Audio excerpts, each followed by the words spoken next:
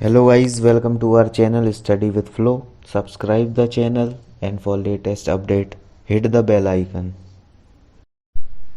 Hello guys, in this video we will see what are the break keyword in the for loop and how to use break keywords. We have to print the number from 1 to 5 and we are using the break keyword in this example. Now we will implement the break keyword in our example.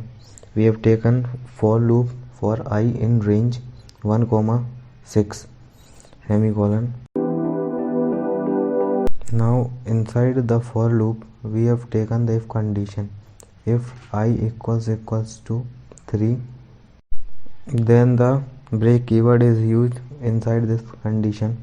If this condition is true, then the break condition gets executed.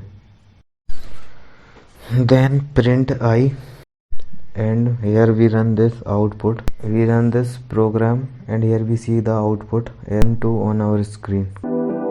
Here you see only 1 and 2 is printed and the 3, the condition gets terminated and it is not printed. Now we will see an example of continuous keyword in forward loop. As we are using the continuous keyword in our previous example only, we are erasing the value break and replacing the value break by the continuous keyword. Now we are running this code and now we will see the output. You can see 1 2 4 5 is our output. Here we will see how this output came. When I is equals to 3, first the if condition I comparison to 3 is executed. Then the loop goes to the continuous statement. After continuous statement, it does not go to print statement, it goes to the top statement for and then to the print statement, and here you can see the output.